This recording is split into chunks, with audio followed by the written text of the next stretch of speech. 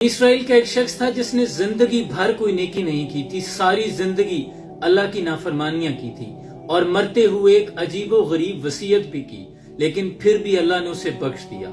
حدیث مبارکہ صحیح بخاری 7506 نمبر۔ حضور اکرم صلی اللہ علیہ وسلم نے فرمایا کہ بنی اسرائیل کا ایک شخص تھا جس نے مرتے ہوئے یہ وصیت کی کہ میں نے چونکہ زندگی بھر کوئی نیکی نہیں کی، اللہ کی نافرمانیاں کی ہیں، تو میرے مر جانے کے بعد مجھے جلا دینا، میرے جسم کو جلا کر اس کی راکھ بنا لینا، آدھی راکھ کو دریا برد کر دینا، دریا میں بہا دینا، اور آدھی راکھ کو پہاڑوں پر پھیلا دینا،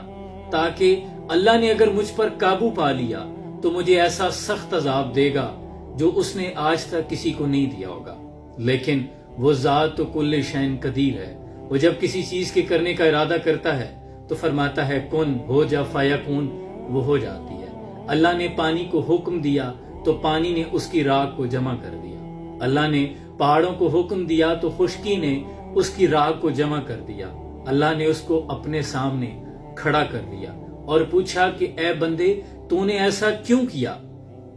تو وہ کہنے لگا کہ اے اللہ، میں نے صرف اور صرف تیرے خوف کی وجہ سے ایسا کیا ہے، میں تجھ سے ڈر گیا تھا اور تو دلوں کے رازوں کو بھی خوب جانتا ہے، میں نہیں چاہتا تھا کہ میں تیرے سامنے اس طرح پیش ہو جاؤں۔ تو اللہ نے اسے بخش دیا۔ یہ حدیث بخاری ہے، خود سے نہیں کہہ رہا۔ اللہ کی ذات کسی ایک نقطے پر مہربان ہو جائے۔ صرف کیا تھا کہ وہ اللہ سے ڈر گیا تھا، وہ نادم ہو گیا کہ اگر میں اللہ کے سامنے پیش ہوا تو مجھ پہ پتہ نہیں کیا قہر ڈھائے گا، لیکن صرف اور صرف ایک چیز کہ اللہ کے سامنے کھڑے ہونے سے ڈر گیا۔ قرآن میں الفاظ ہیں کہ وہ جو اللہ کے سامنے کھڑے ہونے سے ڈر گیا، خشیت الہی، اللہ کا خوف جس کے دل میں آ گیا، یقیناً ان کے لیے انعام ہے۔ حضرت عمر فرماتے ہیں کہ اگر مجھے یہ علم ہو جائے کہ صرف ایک شخص دنیا میں بخشا جائے گا تو میں یہ حسن ظن رکھتا ہوں کہ وہ میں ہوں گا،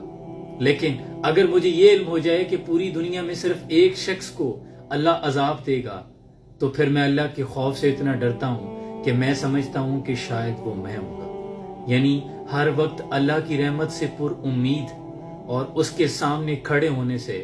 خوف بھی رکھا کریں کہ چونکہ ہماری غلطیاں اور کوتاہیاں بتقاضے بشریت ہر شخص سے دانستہ غیر دانستہ گناہ سرزد ہو جاتے ہیں، ہر وقت اللہ سے نادم رہا کریں اور ڈرتے رہا کریں، اور یقیناً اس کی رحمت اس کی غضب پہ بھاری ہے۔ سلام پہنچے۔